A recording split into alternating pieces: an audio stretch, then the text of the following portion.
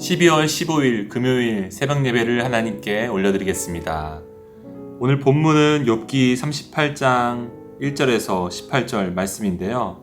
제가 1절부터 3절까지만 읽어드리겠습니다. 그때 여호와께서 폭풍우 가운데에서 욥에게 말씀하여 이르시되 무지한 말로 생각을 어둡게 하는 자가 누구냐? 너는 대장부처럼 허리를 묶고 내가 너에게 묻는 것을 대답할지니라. 하나님이 오늘 욥에게 대답을 하시지만 욥이 기대한 방식은 아니었습니다. 그런데 그것이 욥에게는 유익함으로 돌아갔어요. 왜냐하면 욥은 그것을 통해서 하나님과 더 깊고 올바른 관계로 나아갔기 때문입니다. 우리는 신앙생활을 하면서 수많은 내용의 기도를 하죠. 그리고 잊어버립니다. 많은 사람들이 기도의 응답을 별로 보지 못했다고 생각합니다. 기도의 응답이란 것을 어떻게 정의하느냐를 논할 수도 있지만 지금은 그것을 얘기하지는 않고요. 다만 기도에서 정말 중요한 게 뭘까? 오늘은 이 부분을 함께 나누는 것이 필요해 보입니다. 사랑하는 성도 여러분, 기도에 있어서 응답이 정말 중요한 것일까요? 저는 그렇지 않다고 생각합니다. 이 말을 오해하지 않으셨으면 좋겠어요. 이 말이 저는 기도할 때 응답을 바라지 않는다거나 저 역시 기도 응답되지 않으면 힘들지 않는다 라고 말하고 있는 것이 아니죠. 저도 기도가 응답되지 않으면 힘들어요. 그런데 기도의 응답을 우리가 너무 중요하게 생각하면요, 우리가 잃어버리는 것들이 있다는 것을 오늘 좀 생각해 보면 좋을 것 같습니다.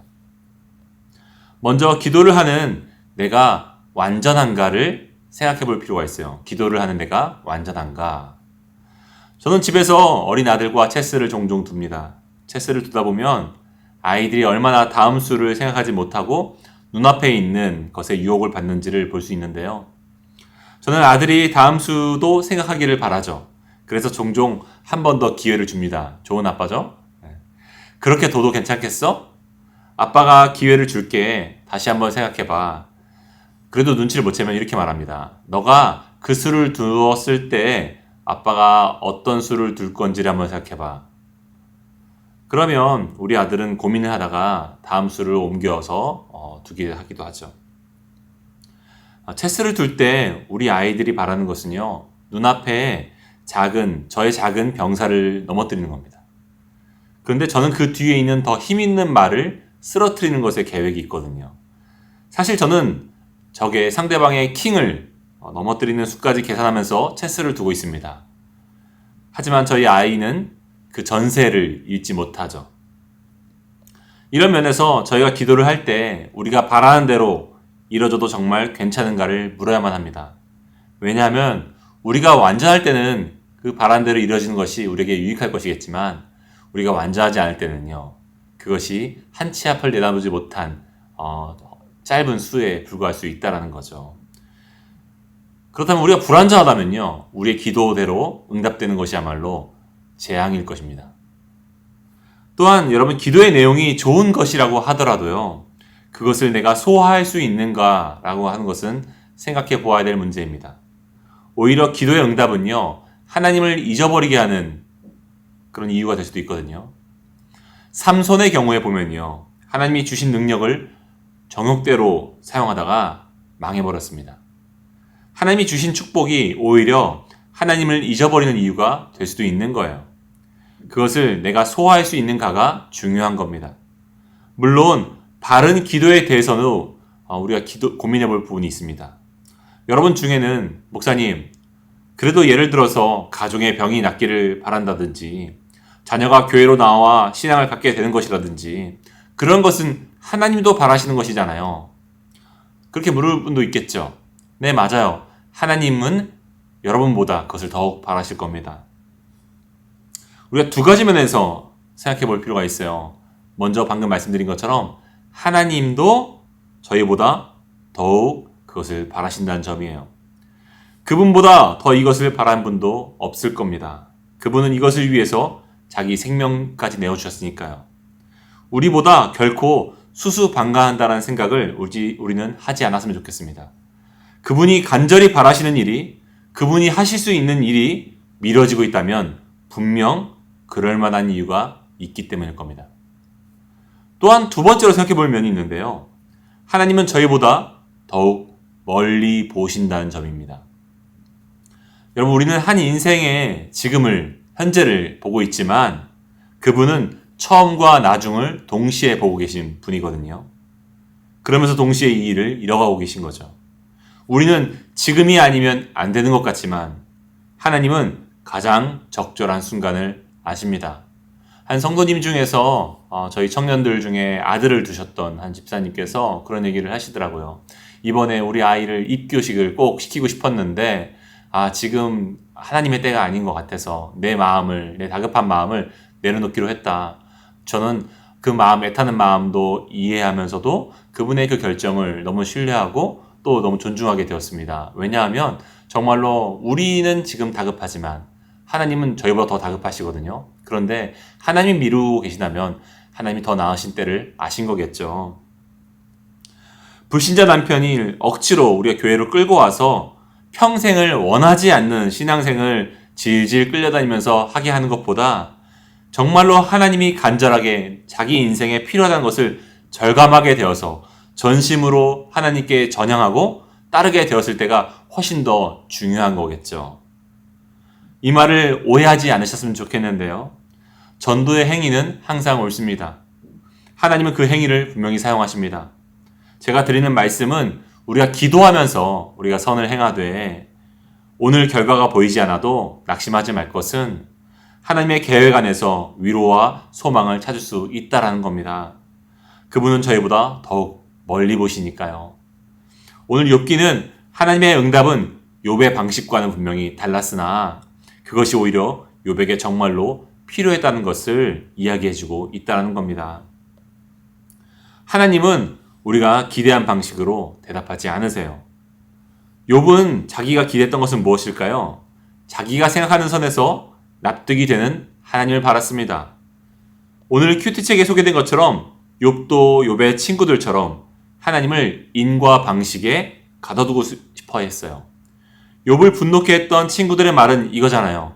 네가 잘못한 게 있으니 벌을 받는 거겠지. 욥이 자기의 고난이 부당하다고 느낀 이유가 같습니다. 내 삶이 분명 올바랐음에도 불구하고 고통이 주어졌다는 거죠. 그런데 하나님 폭풍우 가운데 말씀하신 내용은 전혀 예상 못한 전개로 말씀하시고 계시거든요. 2절, 무지한 말로 생각을 어둡게 하는 자가 누구냐? 너는 대장부처럼 허리를 묶고 내가 너에게 묻는 것을 대답할지니라. 이어지는 내용은요, 욥에게 해명하시는 형태로 진행되지 않습니다. 그분은 도리어 자기가 누구고 욥이 어떤 존재인지를 깨닫게 하시죠. 하나님은 온 세상을 창조하신 분이고 욥은 그분이 지은 피조물에 불과합니다. 이것은 분명 욥이 기대했던 대답은 아니었어요. 욥은 논쟁하기를 원했죠. 하나님과 따져보기를 원했습니다. 그러나 하나님은 마치 다툰 연인처럼 말다툼을 하지 않으시고 그분과 우리가 근본적으로 어떤 관계인지를 선언하시죠. 사실 성도님들이 욥기를 읽다 보면 이 대목에서 안 그래도 고구마 삼킨 것처럼 답답함을 오랫동안 느끼고 오셨을 텐데 하나님의 대답도 시원치 않다는 생각이 들 수도 있을 겁니다.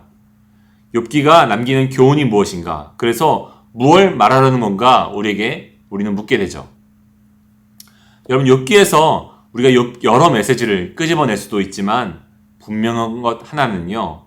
우리 삶에서 명쾌하게 기도 응답이 이뤄지고 하나님이 일하신 게 확인되는 일도 있지만 대부분은 석연치 않고 대답이 더디고 기대했던 것과는 전혀 다른 전개가 펼쳐질 때가 그보다 훨씬 더 많다라는 겁니다.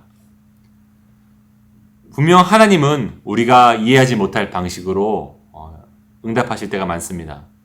그러기에 앞서 살펴본 주제들처럼 하나님이 옳은 것을 우리보다 더 바라시고 우리보다 더 멀리 보신다는 점에서 이해해야 합니다. 무엇보다 그것을 확신할 수 있는 방법을 알려드릴게요. 유진 피터슨의 목사님이 성경을 해석하는 것과 관련해서 하신 얘기를 들어보는 게 좋을 것 같습니다. 그는 모든 성경을 이해하는 그 핵심을 예수님의 십자가와 관련해서 생각해봐야 하는 것이라고 말했습니다. 제가 읽어드릴게요. 어떤 본문도 전체 문맥을 벗어나서는 이해할 수가 없습니다. 가장 전체적인 문맥은 예수님의 십자가입니다. 여러분, 어떤 사건은요, 예수님이 등장해야 될 이유가 되고 어떤 사건은 예수님이 성취하셔야 될 배경이 됩니다. 어떤 성경의 모순들은요, 예수님이 해결하셔야 될 문제가 되죠. 어떤 이해가 되지 않는 부분도 예수님의 십자가 사랑 안에서 해석해야 우리는 이해할 수 있다는 겁니다. 선하신 하나님은 우리를 위해서 가장 좋은 계획을 갖고 계십니다.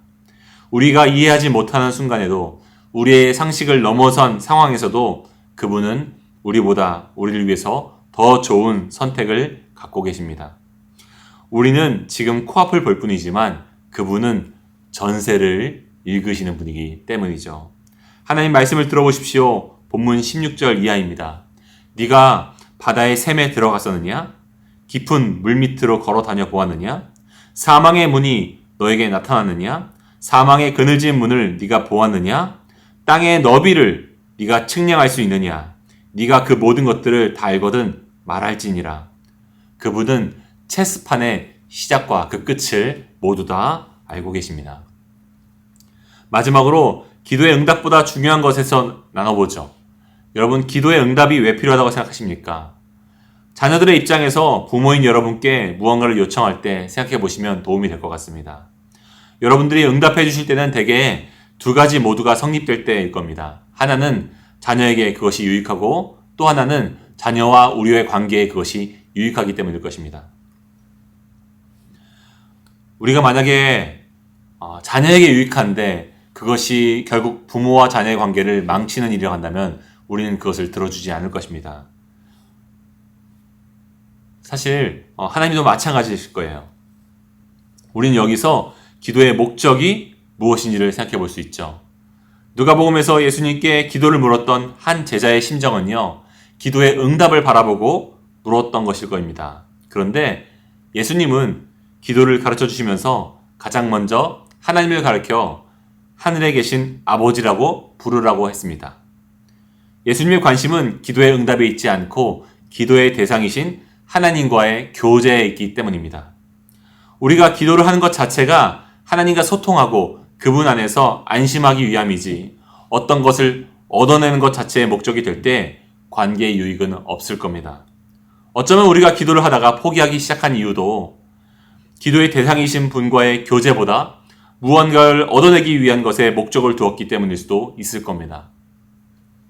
만약 자녀가 부모인 나에게 찾아와서 내게 무언가를 얻어가려고만 한다면, 필요할 때만 찾는다고 한다면 저는 그 아이가 찾아오는 것에 인생의 깊은 회의감이 들 것 같습니다. 우린 여기서 잘못된 신앙의 특징을 알 수 있죠. 그것은 기도의 대상보다 기도의 응답을 더욱 중요하게 여기는 것입니다. 우리의 부모님은 우리가 그분이 가진 재산이 탐나서 찾아오기보다는 그분을 사랑해서 찾아오기를 원하십니다. 자기의 인생의 어려움을 나누고 함께 울고 함께 웃으며 기뻐하기를 원하십니다. 그것은 기도의 응답보다 더욱 소중하고 풍요로운 삶을 우리에게 줄 수 있습니다. 여러분, 응답보다 중요한 것은요, 그분과 사랑하는 시간입니다. 그러면 결론을 맺기 원합니다. 기도의 응답보다 중요한 것은 기도의 시간 그 자체가 행복한 교제가 되는 것입니다. 하나님은 왜 우리가 기도하기를 원하실까요? 우리가 그분께 찾아와서 함께 인생의 희노애락을 넘어가기를 원하시기 때문입니다. 그분은 그 시간을 매우 사랑하십니다. 왜냐하면 그분이 우리를 매우 사랑하시고 우리와 함께 매우 같이 있기를 원하시기 때문입니다. 기도하시겠습니다. 하나님, 오늘은 내가 바라는 대로 응답하시지 않는 하나님에 대해서 함께 살펴봤습니다. 욥이 원했던 대답을 욥이 듣지를 않았지만 욥은 하나님과 더 깊은 관계로 나아갈 수 있었습니다. 모든 것을 해석하는 건강한 틀은 언제나 그리스도의 십자가 사건입니다.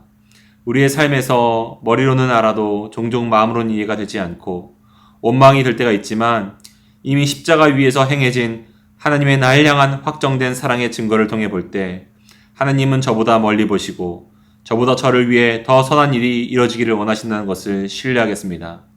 그러므로 체스판 위에 전체를 보시며 한 수 한 수를 두시는 예수님을 의지하며 오늘 초조해하지 않겠습니다. 예수님 이름으로 기도합니다. 아멘. 이 시간 우리 함께 기도하기 원하는데요. 먼저는 하나님, 제가 당면하는 어려움 속에서 욥처럼 믿음을 잃지 않게 도와주시고 내가 바라는 답이 아니더라도 하나님의 선하신 계획을 신뢰하게 하옵소서. 제 삶 속에서 하나님의 뜻을 깊이 이해하고 따를 수 있는 지혜를 주시기를 원합니다. 또한 두 번째로 기도할 것은 주님, 우리 교회 공동체가 각자의 도전과 시련 속에서도 하나님과의 교제를 소중하게 여기고 응답을 초조해하지 않는 믿음을 가지게 하여 주옵소서. 우리 모두가 하나님의 더 큰 계획 속에서 서로를 격려하고 사랑하며 성장할 수 있도록 인도해 주시기를 원합니다.